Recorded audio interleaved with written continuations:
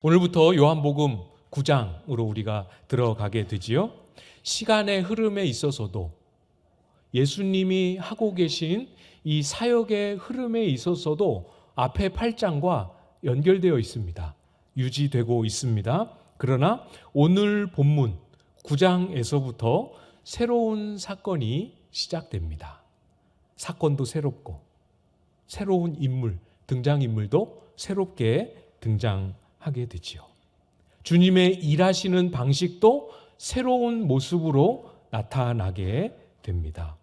뭐가 새로운지, 뭘 새롭게 말씀하시고 행하시는지 오늘 본문 우리가 천천히 살펴보면서 같이 묵상하도록 하겠습니다.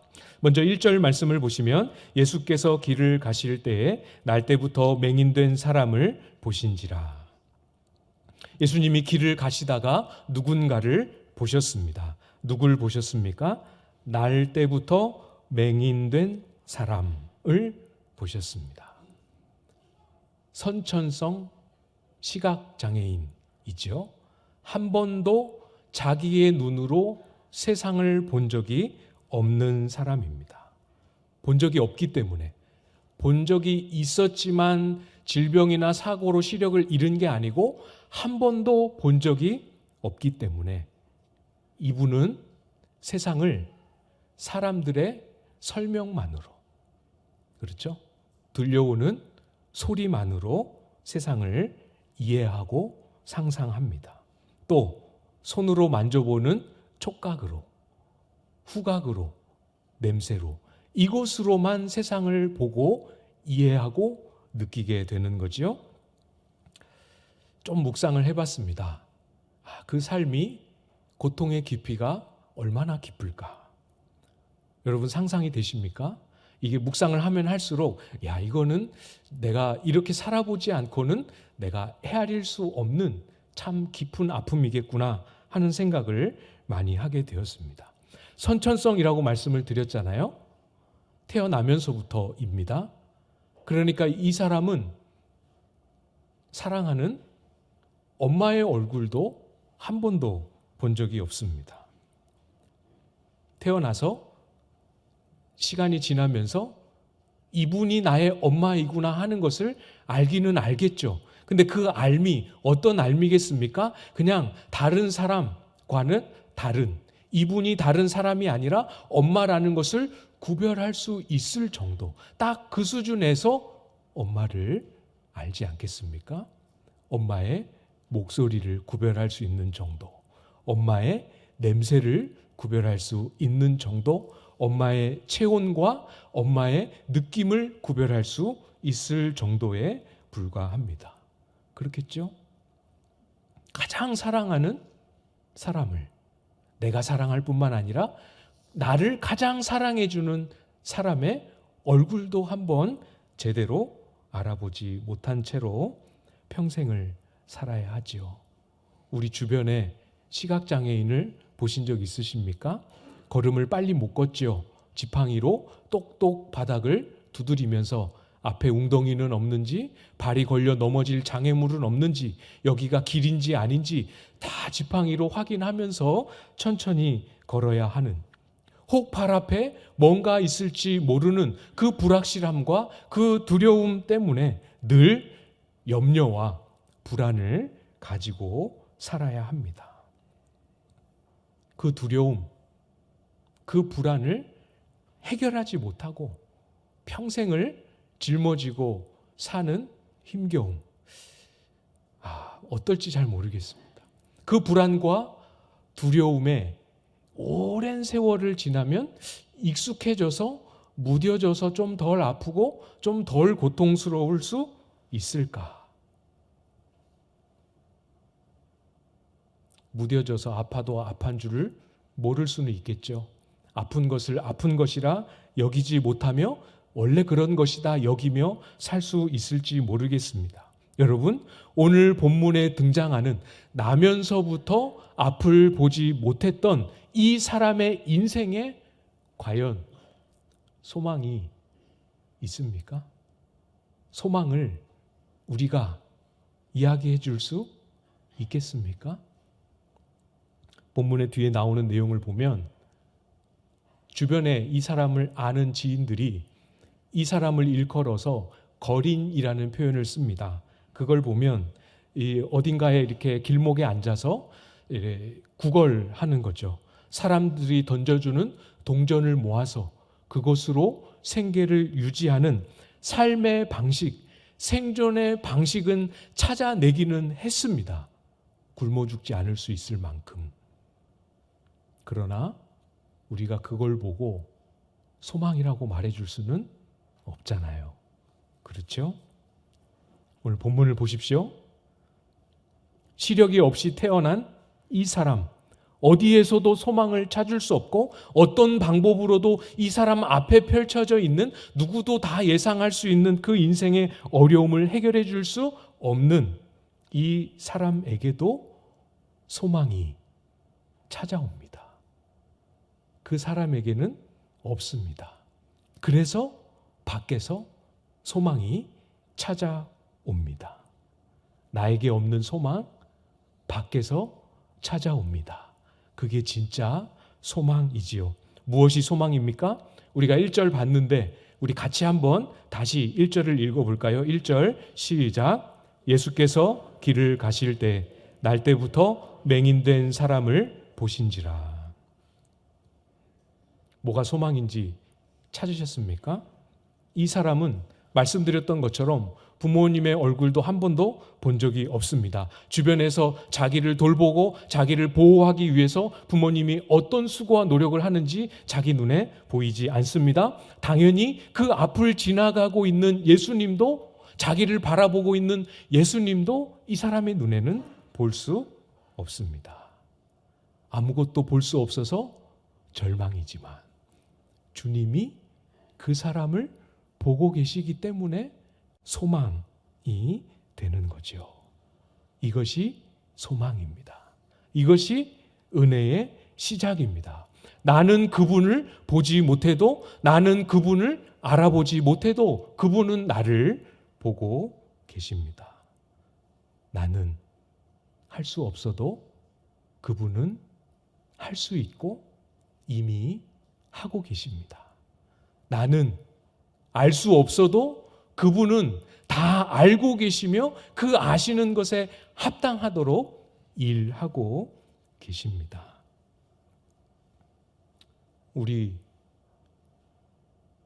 비록 육체적인 시력이 괜찮기 때문에 잘 보고 있다라고 생각하실지 모르겠습니다. 저는 초등학교 3학년 때부터 안경을 써서 이 안경 없이 자유롭게 세상을 보는 그 그림에 대한 이해가 없습니다. 안경이 없으면 정말 심리적으로 굉장히 불안합니다. 얼마 전에는 가까운 것도 이제 안 보이기 시작해서 처음으로 다초점 이렇게. 우리의 육체적인 시력은 조금 눈이 나빠도 교정을 해서 우리의 앞에 있는 것, 우리의 주변에 있는 것을 다 볼 수 있다라고 생각할지 모르겠습니다. 그러나 여러분, 잠시 우리의 마음을 한번 들여다 보십시오. 이 본문에 나오는 나면서부터 시력을 갖지 못했던 이 사람이 느끼는 불확실함과 두려움에서 오는 불안, 염려, 그것과 똑같은 종류의 불안과 두려움과 염려가 우리 속에도 있지 않습니까? 비록 내 눈앞에 있는 사람, 내 눈앞에 일어나는 일은 물리적인 시력으로 볼 수 있을지는 모르지만 내일을 볼 수 없고 그보다 더 긴 시간을 볼 수 없기 때문에 그 점에서는 똑같기 때문에 우리에게도 그분과 동일한 두려움과 불안이 우리의 마음속에 있지요. 하나님을 알고 있는데, 하나님을 믿고 있는데도 불구하고 하나님이 말씀하신 그 믿음의 한 걸음을 딱 내디디려고 할 때는 시력이 좋은 사람처럼 씩씩하고 담대하게 믿음의 걸음을 내딛지 못하고 앞이 안 보이는 사람처럼 살피고 주변을 확인하고 지팡이로 다 두드려보고 한참을 고민한 후에야 믿음의 걸음 한 발짝을 겨우 내딛는 그런 모습이 우리에게도 있지 않습니까? 참 많이 닮아 있지 않습니까? 사실은 오늘 본문을 통해서 우리 하나님이 우리에게 가르쳐 주시는 것은 공통점이 있지 않니? 참 닮아 있지 않니? 이것이 아니고 제가, 여러분이, 우리 모두가 이 사람처럼 정말 보아야 할 것을 보지 못하고 있다라는 사실을 우리에게 말씀하고 있지요. 그러나 괜찮습니다. 나는 주님을 보지 못할지라도, 나는 주님의 일하심을 보지 못하고 있을지라도, 한 번도 본 적이 없다 할지라도, 그것을 보는 시선을 놓친 믿음의 방황기를 지나는 시간이라 할지라도 주님은 여전히 우리를 보고 계십니다.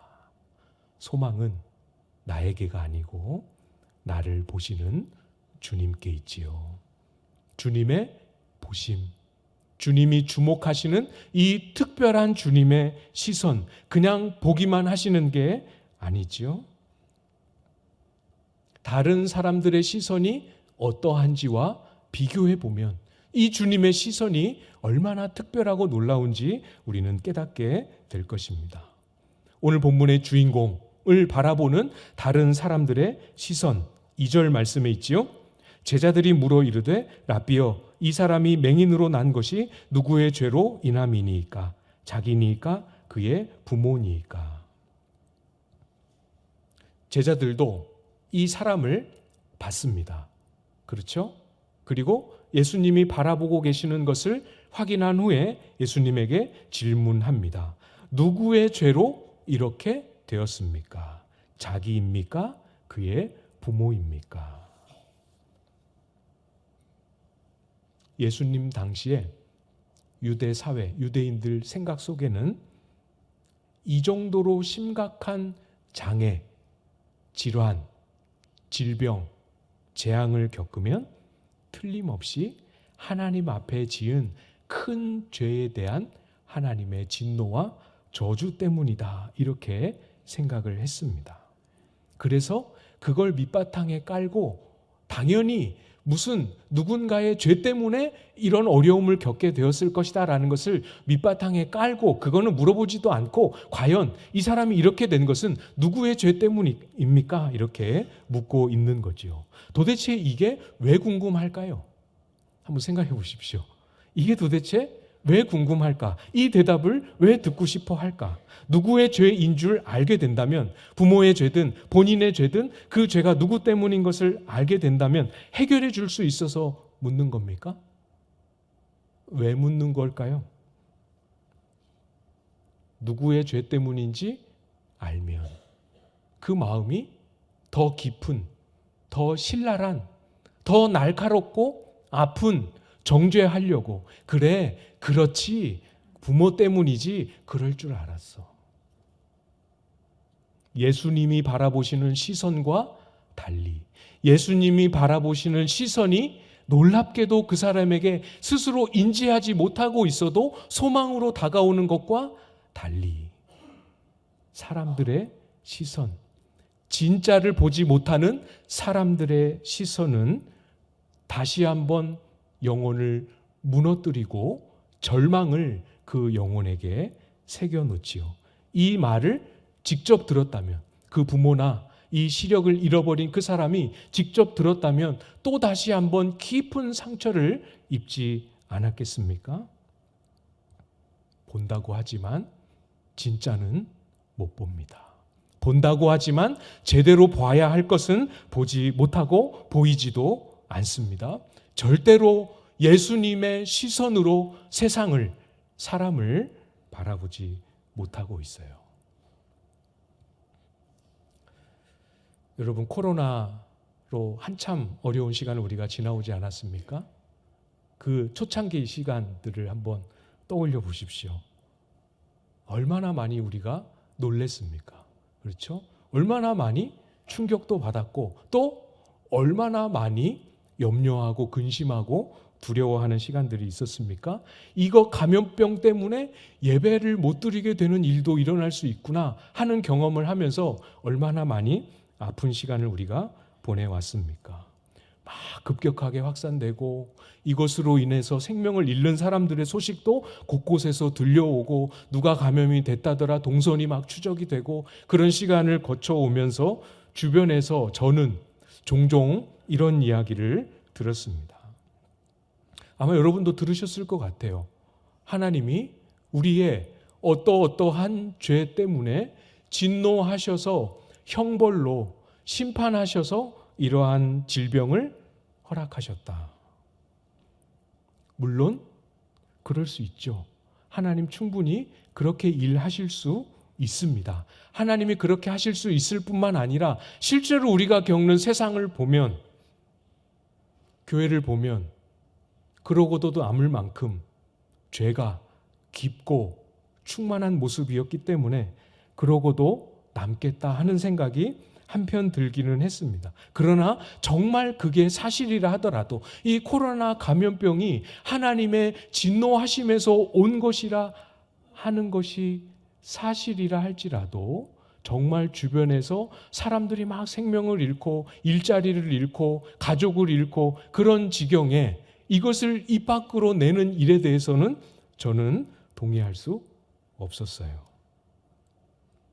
누군가는 가족을 잃었습니다. 어제까지 건강하게 잘 지냈는데, 젊은데 누군가는 병상에서 누워서 스스로 숨을 쉬지 못하는 고통과 힘겨움을 짊어지고 있습니다. 어떤 사람은 생계를 잃어버리고 어떤 사람은 곧 잃어버릴지 모르는 경제적인 어려움과 두려움 속에 고통하며 지내고 있습니다. 많은 의료인들이 얼마나 힘겹게 그 시간들을 지내오고 있었습니까?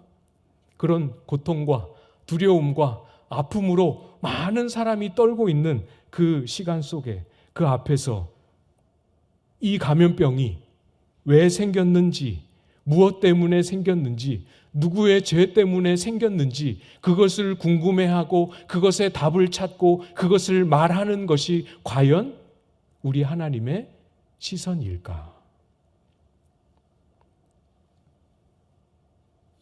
사람을 볼 때도 세상을 볼 때도 우리 하나님의 시선처럼 보지 못하고 있습니다.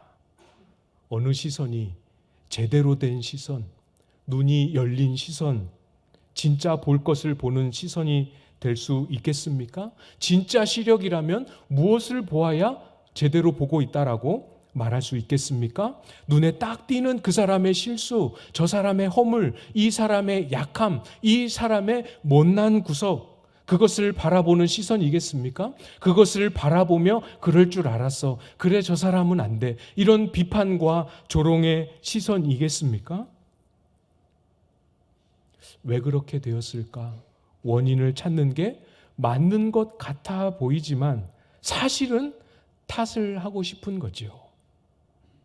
경건한 마음으로 하나님의 뜻이 무엇일까를 묻는 것 같아 보이지만 사실은 나는 그렇지 않고 나는 그보다 좀 더 낫고 하는 자기 만족 확인하고 싶은 그런 마음 아니겠습니까? 저를 포함해서 우리 모두가 이 시력, 주님의 시선, 주님이 바라보시는 것과 같은 것을 볼 줄 아는 이 시력이 회복될 수 있게 되기를 진심으로 소망합니다. 주님은 이 앞을 보지 못하는 자 어떻게 바라보고 계시는지, 무엇을 우리가 보지 못하는 무엇을 보고 계시는지 살펴봐야겠지요. 3절 말씀인데요. 3절 말씀을 여러분이 한번 읽어주시겠습니다. 시작.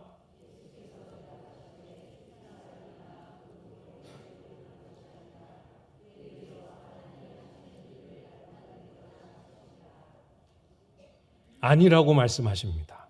아니다.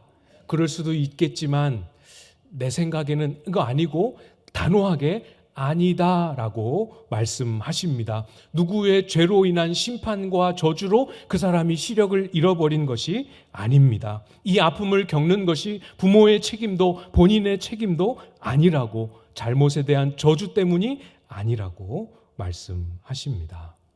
무엇 때문이라 말씀하십니까?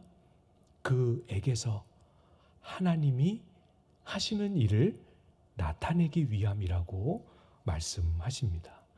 이 말 하나만으로도 이 사람의 인생은 이제 완전히 달라집니다. 눈의 시력을 아직 회복하기 전이어도 이 말 하나만으로 이 사람의 인생은 완전히 새로운 것이 열리게 되지요. 예수님이 이 사람을 바라보실 때는 앞을 바라보지 못하는 것, 그것만 보지 않으셨습니다. 이미 예수님 속에 품고 계신 하나님 아버지께로부터 시작된 그 앞을 보지 못한 그 사람을 향한 하나님의 일하심, 하나님의 계획, 하나님의 뜻하심을 예수님은 보고 계셨습니다. 이걸 알아야 돼요. 하나님의 일하심.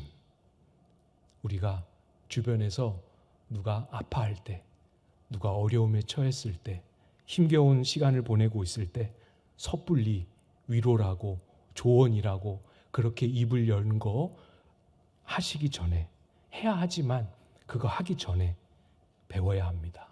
이 주님의 시선을 가져야 합니다. 어떻게 배울 수 있습니까? 하나님의 하시는 일이 무엇인지를 알아야지요. 기도하는 가운데든 말씀을 묵상하고 연구하는 가운데에든 하나님이 하시는 일을, 하나님이 하시는 일을 어떻게, 어떤 일을 나타내기 원하시는지를 알아야 합니다.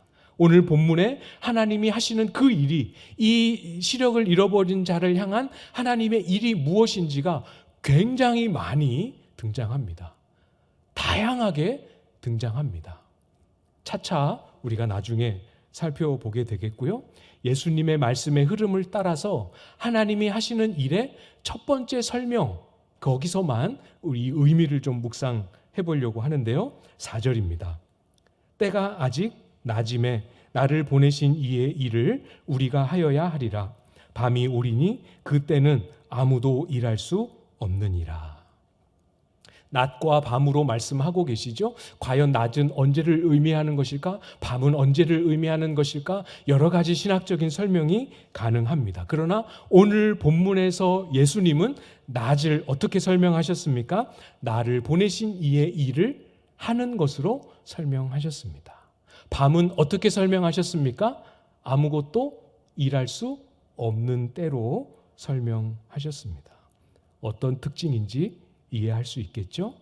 나를 부르시고 나를 보내신 그 삶의 자리가 여전히 나에게 유효하고, 그 부르심이 있고 그 섬김의 자리가 여전히 있으면 그때가 낮입니다. 낮은 저와 여러분을 부르신 그 자리에 두신 시간입니다. 아직은 일할 수 있고, 아직은 계산할 마지막 때가 오지 않았고, 하나님은 기다리고 계시는 거죠. 우리를 부르신 그 뜻에 합당하게 섬기도록 나에게 맡기신 영혼들, 나의 관계로 붙여주신 영혼들, 나를 보내신 삶의 자리, 나를 보내신 일터, 그 모든 것을 여전히 감당할 수 있도록 기회를 주고 계신다면 저와 여러분의 때는 아직 낮입니다. 그러니까 우리가 배워야 할 시선, 하나님의 하시는 일을 나타내는 우리의 시선은 그의 부르심을 따라서 사람을 바라보는 것. 나를 부르신 그 부름을 따라서 교회를 보고, 가족을 보고, 이웃을 보고, 직장 동료들을 바라보는 그런 시선이 되어야 하는 거죠. 저는 믿고 있습니다. 하나님이 저를 여러분에게 보내셨다, 이렇게 믿고 있습니다. 다행입니다. 아멘 해주셔서. 아니요 목사님, 하나님이 보내신 게 아니고 우리 광안제일교회 이 청빙 공고를 보고 목사님이 서류를 내셨잖아요. 아니죠. 그게 아니고 목사님이 서류를 내신다고 여기 오실 수 있는 게 아니죠. 청빙위원회에서 잘 심사를 해주시고 공동의회에서 여러분들이 투표를 해주셨으니까 여기 오신 겁니다. 맞지요? 그 하나하나의 요소들이 다 맞지요? 그것을 다 사용하셔서 하나님이 저를 여러분에게 보내셨습니다. 이거 잃어버리는 순간 저는 모든 것을 다 잃어버리는 거죠. 그 시각을 가지고 저는 여러분들을 대하고 여러분들을 바라봐야 합니다. 저를 여기로 왜 보내셨을까요? 제가 부임한 초기에 많은 분들이 주변에 축하한다, 잘 됐다 그러면서 어디 부산은 좋더냐, 어디 가봤냐. 약이 살짝 오르더라고요. 내가 여기 관광 왔나, 여행 왔나, 얼마나 바쁜데.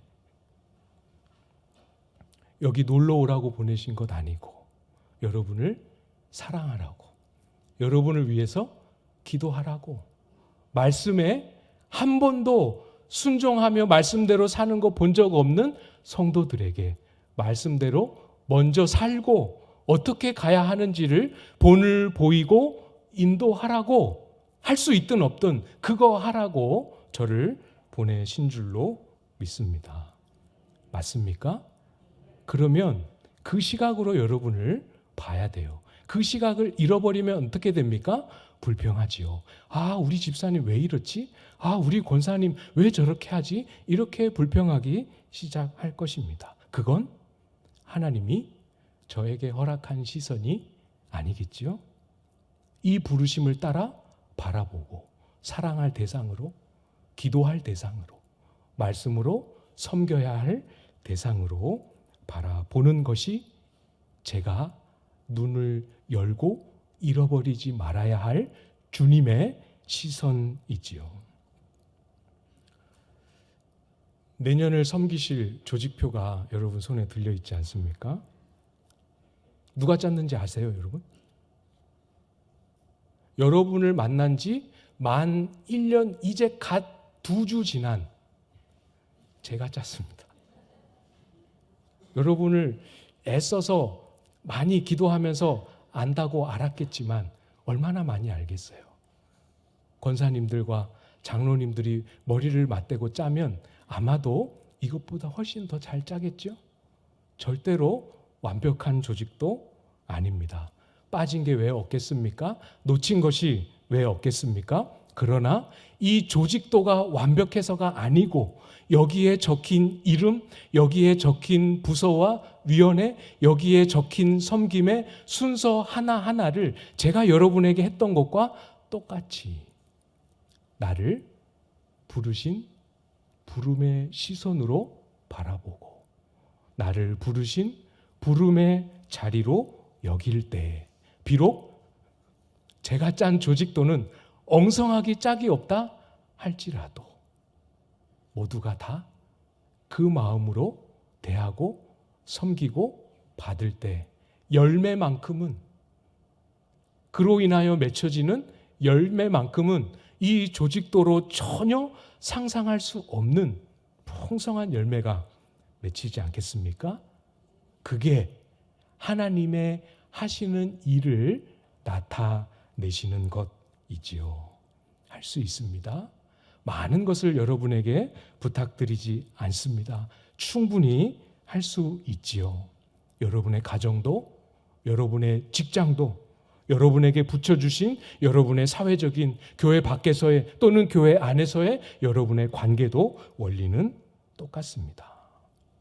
여기가 나를 보내신 자리임을 알고 믿음으로 바라볼 수 있는 이 눈이 열릴 수 있게 되기를 기대하고 소망합니다.